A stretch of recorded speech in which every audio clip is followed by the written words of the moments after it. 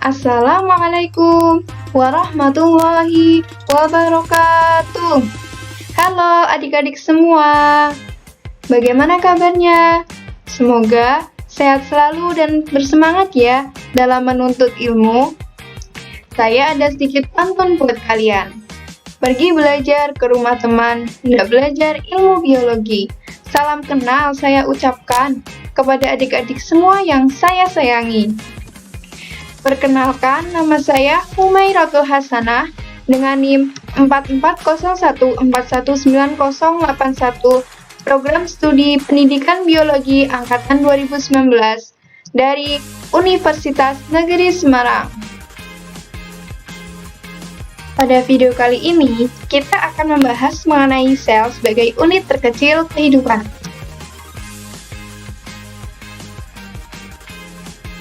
Dengan kompetensi dasar pembelajaran, yaitu mata pelajaran biologi, kelas 11 KD 3.1, menjelaskan komponen kimiawi penyusun sel, struktur, fungsi, dan proses yang berlangsung di dalam sel sebagai unit terkecil kehidupan. Tujuan pembelajaran kali ini agar adik-adik dapat memahami sel sebagai unit terkecil kehidupan berkaitan dengan komponen penyusun kimiawi sel, struktur, fungsi, dan proses yang berlangsung di dalam sel.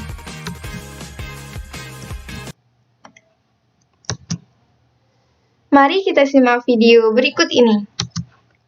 Semua organisme yang ada di dunia, seperti halnya tumbuhan, lalu ada hewan seperti cacing, dan bahkan manusia, ternyata semua itu tersusun atas suatu komponen dasar yang biasa disebut dengan sel.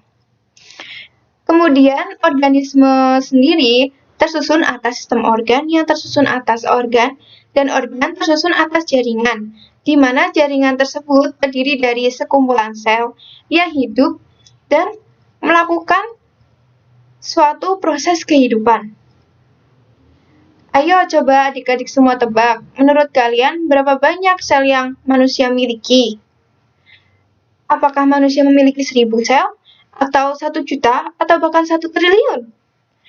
Ternyata adik-adik, lebih dari itu. Setidaknya manusia tersusun atas 50 triliun sel. Sel merupakan suatu bagian terkecil dalam suatu organisme yang sudah tidak dapat lagi dibagi menjadi bagian lebih kecil lainnya, dan dapat berdiri sendiri melakukan sebuah proses kehidupan, seperti respirasi, proses perombakan, proses sekresi, dan juga proses reproduksi. Penemuan dan perkembangan sel. Sel pertama kali ditemukan oleh Robert Hooke pada tahun 1665. Pada saat itu, ia menemukan suatu ruangan kecil menyerupai kamar. Pada saat mengamati sayatan melintang quarkus Huber menggunakan mikroskop. Ruangan kecil menyerupai kamar tersebut kemudian Robert Hooke namakan dengan sebutan selula atau sel.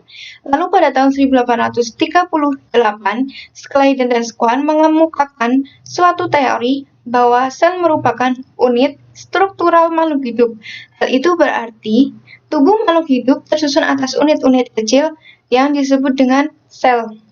Kemudian, Rudolf Virchow pada tahun 1858 menyatakan bahwa sel berasal dari sel sebelumnya, atau disebut dengan istilah omne cellula ex cellula. Cairan pada sel kemudian dinamakan dengan istilah protoplasma oleh Johannes Purkinje pada tahun 1869.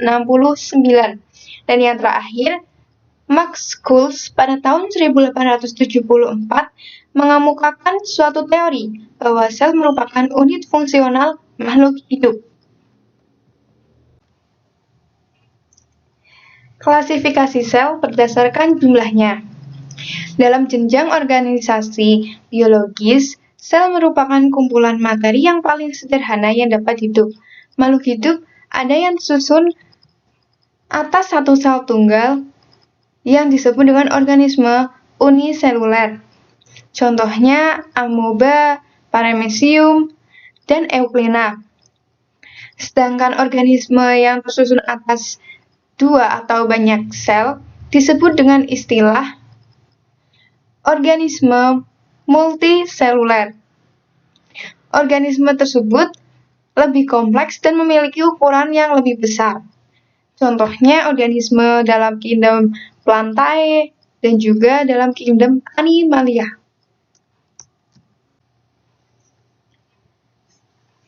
Klasifikasi sel secara struktural menurut ada atau tidaknya membran inti dibedakan menjadi 2, yaitu sel eukariotik dan sel prokariotik. Organisme yang termasuk sel eukariotik umumnya berupa hewan dan juga tumbuhan. Sedangkan organisme yang termasuk ke dalam sel prokariotik contohnya adalah Archaebacteria atau Eubacteria dan juga blue-green alga.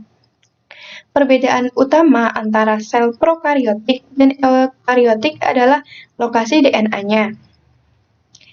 Dalam sel prokariotik, DNA-nya terkonsentrasi atau terletak di wilayah yang tidak diselubungi oleh membran inti, yang disebut dengan nukleolit. Sementara itu, pada sel eukariotik, sebagian besar DNA berada dalam organel yang disebut dengan nukleus. Nukleus tersebut dibatasi oleh membran ganda atau membran inti.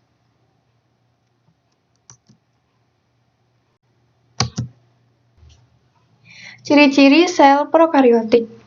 Ayo adik-adik bisa dilihat pada gambar.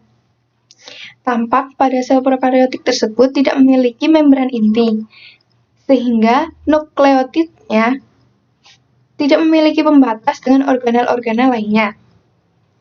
Bisa dilihat bahwa nukleotidnya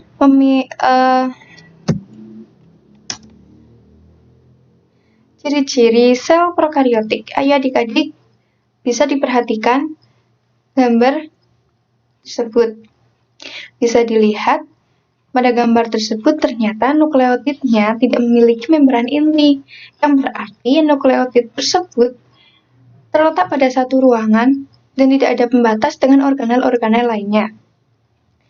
Ukuran pada sel prokariotik relatif lebih kecil dibandingkan dengan sel eukariotik, yaitu ukurannya berkisar antara 10 mikrometer. Pada sel prokariotik tersebut umumnya termasuk ke dalam organisme uniseluler yang membentuk suatu koloni. Sel prokariotik merupakan sel yang tidak memiliki sistem endomembran atau membran dalam seperti retikulum endoplasma dan aparatus Golgi.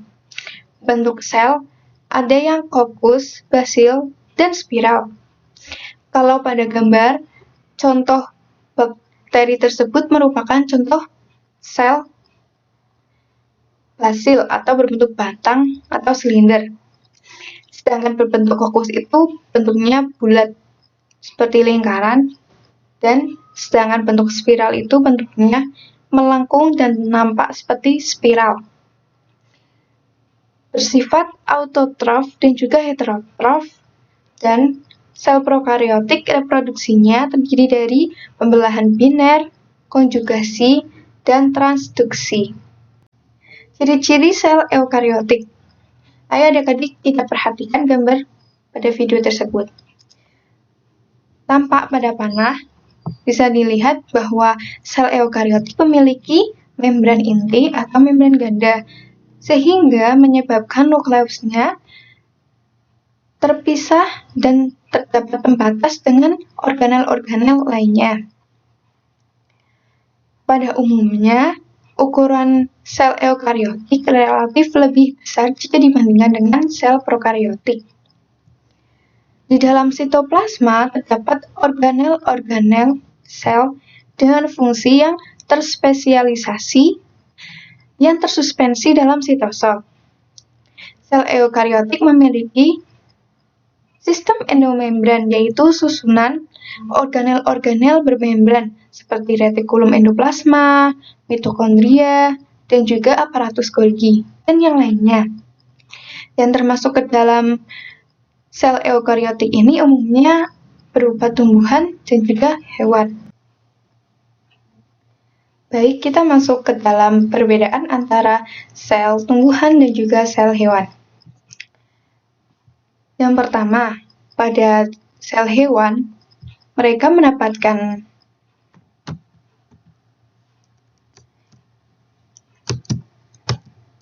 selanjutnya, kita masuk ke perbedaan antara sel tumbuhan dan juga sel hewan. Yang pertama, pada sel hewan mendapatkan energi melalui organel mitokondria, sedangkan pada sel tumbuhan mendapatkan energi melalui dua organel, yaitu mitokondria dan juga kloroplas. Pada kloroplas tersebut nantinya akan terjadi fotosintesis yang menghasilkan energi. Yang kedua, ukuran pada sel hewan ternyata lebih kecil jika dibandingkan dengan sel tumbuhan. Pada sel hewan memiliki ukuran sekitar 10 sampai 30 mikrometer, sedangkan pada sel tumbuhan memiliki ukuran 10 sampai 100 mikrometer. Lalu perbedaan yang ketiga, pada sel hewan memiliki sentriol yang berfungsi untuk pembelahan, mitosis, dan juga meiosis. Sedangkan pada sel tumbuhan terdapat organel yang bernama dinding sel. Organel tersebut melindungi dan juga mempertahankan bentuk sel agar tetap utuh. Berbeda dengan sel hewan yang tidak memiliki dinding sel sehingga bentuknya relatif cenderung berubah. Selanjutnya, pada sel hewan memiliki lebih banyak lisosom dengan sejumlah enzim yang berfungsi untuk mencerna berbagai macam makromolekul, sedangkan pada sel tumbuhan memiliki organel yang disebut dengan organel vakuola. Organel vakuola ini nantinya bisa berkembang hingga mencapai 90% dari ukuran sel tumbuhan. Dan terdapat berbagai macam enzim dengan berbagai macam fungsi, dan bagian interiornya dapat digunakan untuk penyimpanan makanan atau penyimpanan nutrisi. Selanjutnya adalah komponen kimiawi penyusun sel yang terdiri dari air, biomolekul, dan mineral ion. Yang pertama, air. Sel tersusun sekitar 85 sampai 95% air. Hal itu yang menyebabkan tubuh kita memiliki setidaknya 80% air. Air berfungsi sebagai pelarut dan media difusi yang penting bagi proses metabolisme sel dan jaringan. Air juga berperan sebagai penjaga keseimbangan pH cairan sel yang membantu reaksi metabolisme. Yang kedua, biomolekul. Biomolekul sendiri terbagi menjadi dua, yaitu makromolekul dan mikromolekul. Makromolekul dikenal dalam 4 bentuk, yaitu karbohidrat, lipid atau lemak, dan protein, serta asam nukleat.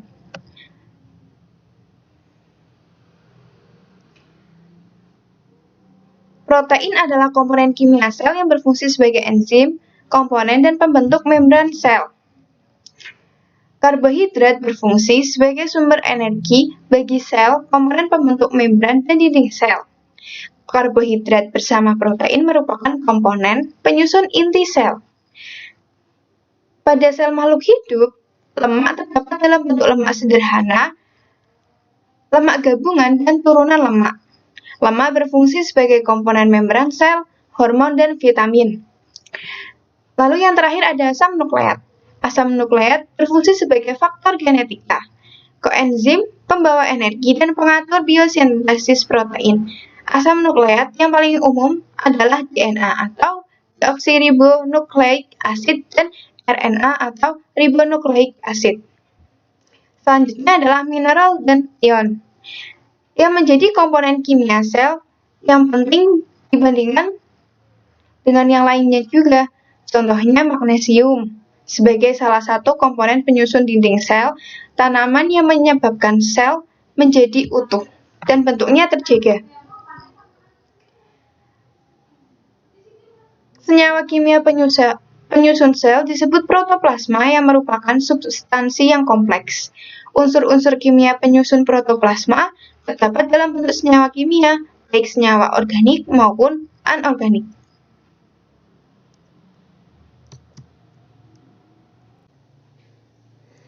Penjelasan selanjutnya yaitu mengenai organel sel. Organel sel yang pertama yaitu dinding sel sebagai penguat dan penahan bentuk sel.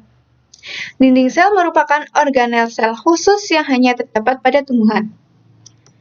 Selanjutnya, organel sel kedua yaitu ada membran sel sebagai pengatur zat yang keluar dan masuk pada sel. Organel yang ketiga adalah ribosom. Ribosom sebagai pabrik protein sel. Bisa dilihat ya adik-adik, pada gambar tersebut terjadi pembentukan protein di organel sel ribosom. Organel selanjutnya yaitu ada aparatus Golgi sebagai pusat pengiriman dan penerimaan di dalam sel. Lalu organ yang kelima ada retikulum endoplasma atau RE sebagai pabrik biosintesis. Retikulum endoplasma sendiri terdiri atas dua jenis, yaitu retikulum endoplasma halus dan retikulum endoplasma kasar. Ini merupakan retikulum endoplasma halus yang saya tunjuk dengan panah-panah. Dan yang selanjutnya ada retikulum endoplasma kasar. Mengapa disebut retikulum endoplasma kasar? Karena di dalam retikulum tersebut menempel ribosom-ribosom pada organel itu. Organel yang selanjutnya yaitu vakuola. Vakuola sebagai kompartemen yang beraneka ragam. Perlu diingat, organel sel ini juga khusus hanya terdapat pada tumbuhan. Selanjutnya adalah mitokondria sebagai pengubah atau konversi energi kimia di dalam sel. Dalam mitokondria ini terjadi pembentukan energi. Saya akan menjelaskan mengenai proses yang terjadi di dalam mitokondria sebagai penghasil energi, sehingga mendapatkan julukan the powerhouse of the cell. Mari kita simak video berikut ini.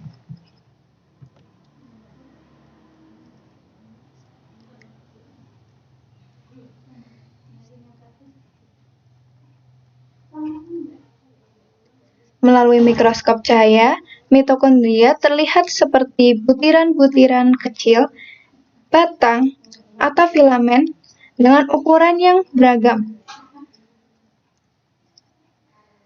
Mitokondria sendiri terdapat pada semua jenis sel dengan jumlah yang bervariasi, tergantung dengan aktivitas yang terjadi di dalam sel. Pada sel dengan aktivitas tinggi seperti sel hati dan sel otot, jumlahnya bisa mencapai lebih dari 1000 mitokondria.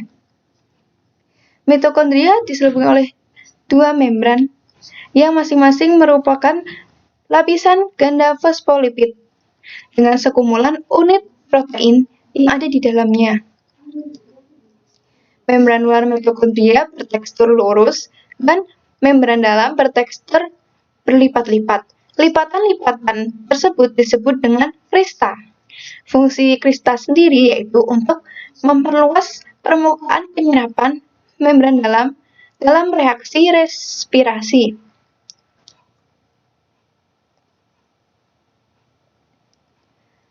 Membran dalam membagi dua mitokondria menjadi dua kompartemen, yaitu ruang antar membran, wilayah antar sempit di antara dua membran. Kompartemen kedua yaitu matriks mitokondria yang diselubungi oleh membran dalam. Matriks mengandung berbagai macam enzim serta DNA yang memiliki fungsi tertentu.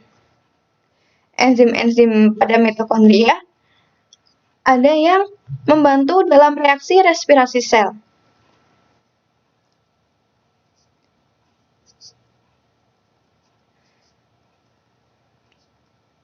Respirasi sel ini akan menghasilkan energi berupa ATP.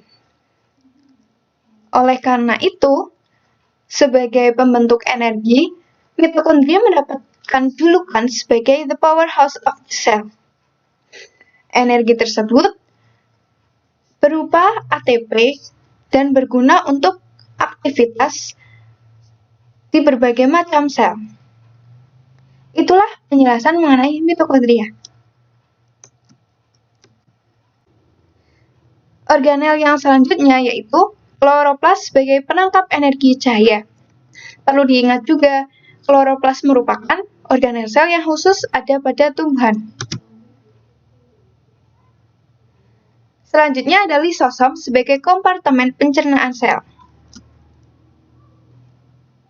Kemudian ada peroksisom sebagai pelaku reaksi oksidatif sel.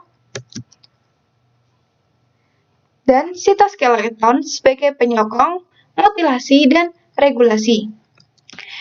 Sitoskeleton ini terdiri dari sentriol, mikrotubulus, dan sentrosom. Dan bagian sentriol sendiri memiliki jumlah yang lebih banyak pada sel hewan. Lalu, yang terakhir ada nukleus sebagai pusat informasi yang di dalamnya terdapat DNA. Selanjutnya kita memasuki ke pembahasan metabolisme sel. Sebagai unit struktural dan fungsional makhluk hidup, sel melakukan berbagai macam proses kehidupan. Di antaranya adalah proses metabolisme, proses penyerapan dan penyaluran nutrisi, proses ekskresi, proses sekresi, proses regulasi, proses reproduksi, proses perombakan, dan proses-proses yang lain untuk pertumbuhan dan perkembangan sel itu sendiri. Tibalah kita pada akhir video, yaitu bagian kesimpulan. Kesimpulan yang dapat kita ambil dari video kali ini yaitu sel merupakan unit terkecil dari sebuah organisme kehidupan yang berisi organel-organel yang saling berinteraksi melakukan suatu proses kehidupan sehingga menyebabkan organisme tersebut hidup. Organisme dengan satu sel tunggal disebut dengan organisme uniseluler, sedangkan organisme dengan banyak sel disebut dengan organisme multiseluler. Jenis sel terdiri atas dua macam, yaitu sel prokariotik yang biasanya terdapat pada Archaebacteria atau terdapat pada beberapa macam alga. Lalu ada sel prokariotik yang biasanya terdapat pada kingdom Animalia dan juga kingdom Plantae. Komponen kimiawi penyusun sel berupa air, biomolekul, mineral, dan ion. Organel sel sendiri terdiri atas nukleus, ribosom, retikulum endoplasma, aparatus Golgi, lisosom, vakuola, mitokondria, kloroplas, peroksisom, sitoskeleton, dinding sel, dan sebagainya. Proses kehidupan yang terjadi di dalam sel dapat berupa metabolisme, proses penyerapan, proses reproduksi, proses respirasi, proses ekskresi, proses sekresi, proses penyerapan dan penyaluran nutrisi, dan lain sebagainya. Sekian penyampaian materi mengenai sel dari saya. Semoga adik-adik yang menyimak video kali ini bisa memahami apa itu sel dan bisa lebih dekat dan memahami lebih jauh lagi mengenai biologi. Saya mohon maaf apabila terdapat kesalahan dalam bertutur kata dan dalam penyampaian materi kali ini. Terima kasih atas perhatiannya. Jangan lupa like, comment, dan subscribe video ini. Stay healthy dan tetap jaga protokol kesehatan ya adik-adik. Sampai jumpa. Terima kasih. Wassalamualaikum warahmatullahi wabarakatuh.